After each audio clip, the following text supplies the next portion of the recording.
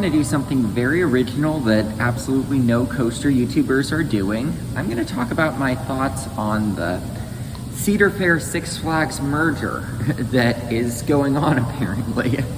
So, like, I mean, it seems like it's actually going to go through from what I've seen, which, like, I mean, I didn't think this day would actually come where this would be a thing that we would be talking about, but anyway, I want to get into my thoughts on it. So, the first thing, so I know a lot of people are bringing up that, hey, this is, like, I mean, I'm just going to say flat out, I'm not going to say whether this is going to be good or bad in this video, because I'm not going to say whether this is good or bad until we see how things are being managed at these parks, essentially. So that's my thoughts on the merger as a broader thing, but there is more nuance to it than that. So I do see some people talking about it as, hey, this is definitively a bad thing because we are not going to get coasters like we got previously, like we got previously, because they wanted to outdo each other. Something that a lot of enthusiasts don't understand, though, about this is that the whole thing of Cedar Fair versus Six Flags, it's more something that we've constructed than something that actually occurs. Like for example, let's take two parks that are close to each other that I went to in April. Let's take Six Flags Magic Mountain and Knott's Berry Farm. You think those parks are competing with each other? No, they're not. Like, people who go to Knott's is geared towards families with kids who want an extra day at a park when they do their Disney vacation. And Magic Mountain is geared towards, say, maybe the teenagers who are too cool for Disney, who can afford to drive a couple hours to go up that way, or just general thrill seekers who might not be roller coaster enthusiasts specifically, where they know some of the back end. But like, I mean, it's essentially the Cedar Point of the West Coast, where it's trying to break records, and it's not really geared towards being a family attraction. It's geared towards, we want to build rides.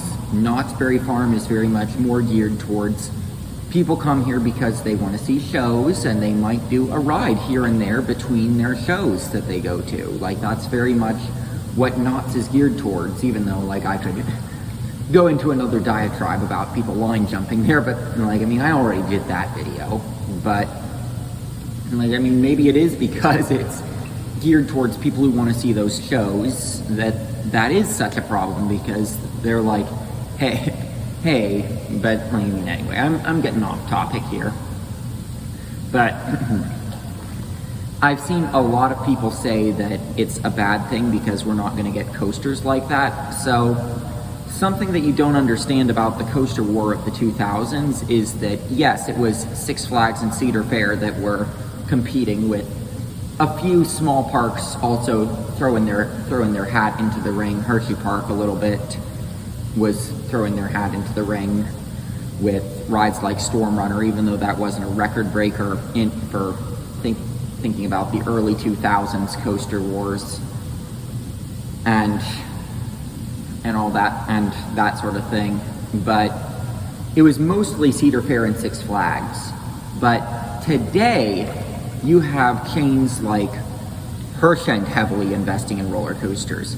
You have SeaWorld heavily investing in roller coasters. You even have Universal heavily investing in roller coasters.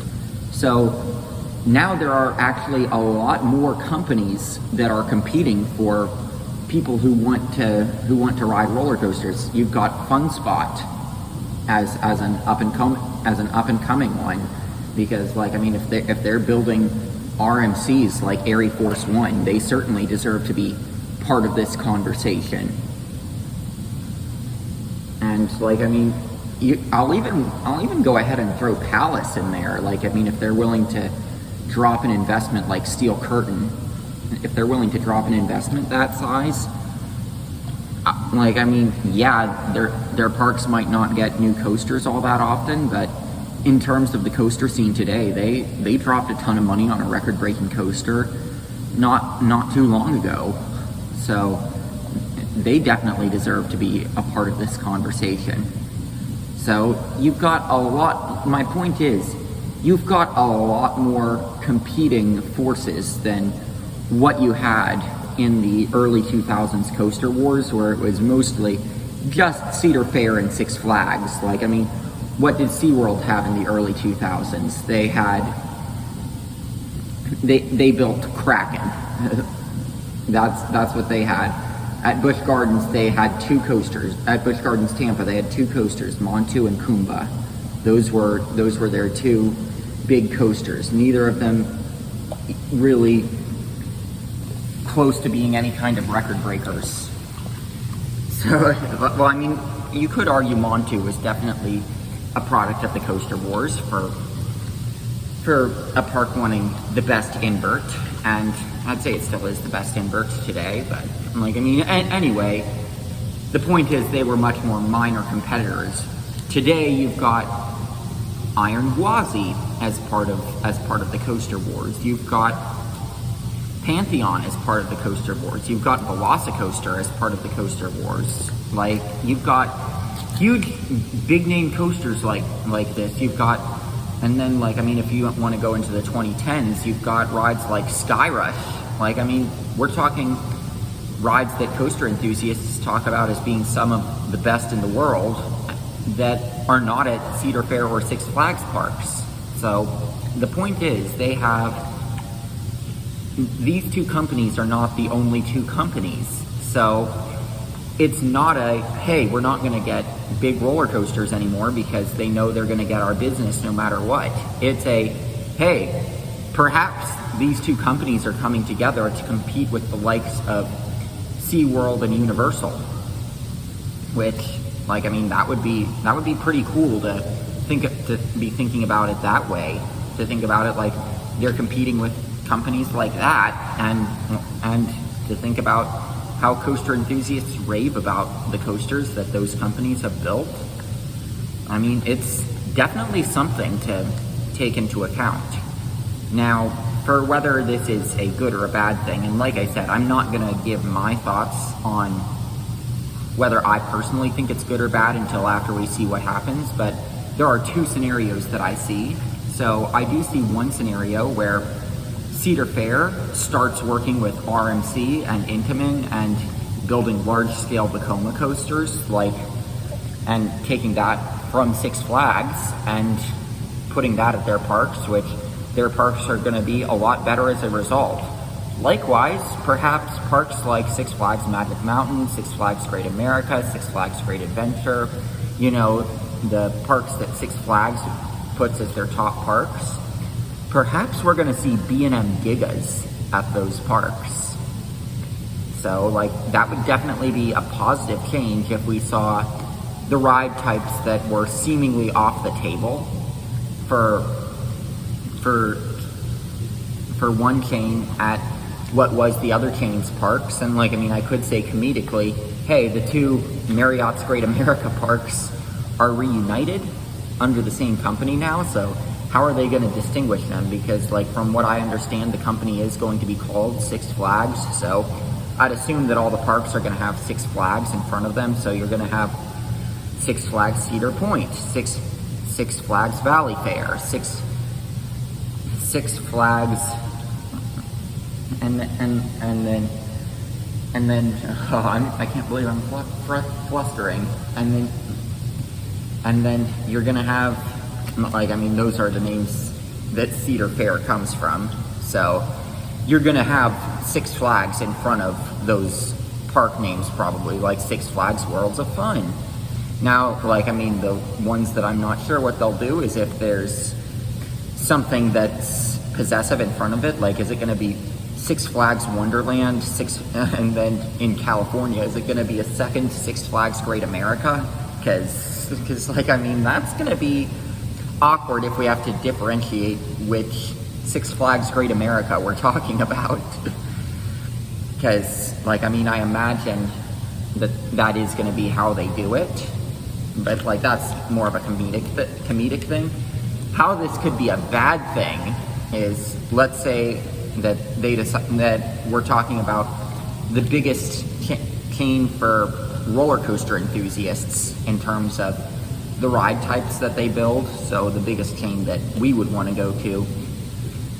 Are they going to be following the modern trends of the worst of the modern trends and none of the good modern trends, and basically be like, you get a Zamperla, and you get a Zamperla, and here's Zamperla King to Ka, and we're going to call it Flash Vertical Velocity. We already have a ride that's themed to the Flash at this park. We don't care. We're the park that has had 2 Harley Quinn Spin Sanities right next. We're the chain that had 2 Harley Quinn Spin Sanities right next to each other, so we're doing it.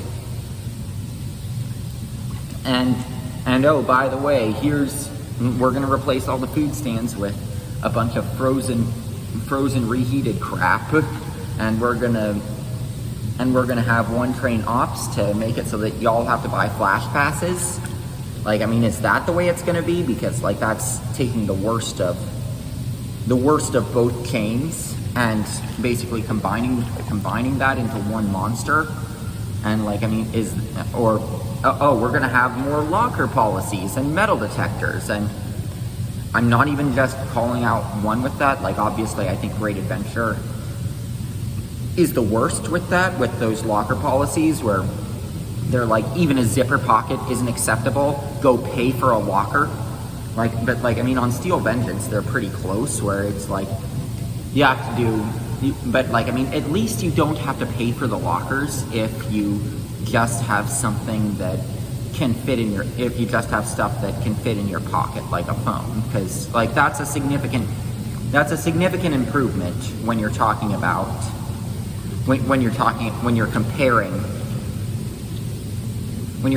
them to have something double-sided free lockers, even if they're not big, like not as big as they should be. And like, I mean, I obviously would like to see the Wildcats Revenge model at more parks, where it's big lockers that are free and double-sided. But like, I mean, so what's going to be their approach with that is the big question. Because like, I mean, which route are they going to go? Are they going to take the best of both companies or the worst of both companies? That is what determines whether this is a good thing or a bad thing, really. And that's really the reason why I don't want to say this is definitively good, this is definitively bad for coaster enthusiasts, because it could go either way, honestly. So yeah, that, like, I mean, that's what I've got to say about the whole thing with Six Flags and Cedar Fair merging, which never thought was something I thought would be talking about this. So just let me know what your thoughts on this merger are, I guess. And do you agree with me? Do you not? Like, what do you think? How do you think it's going to go?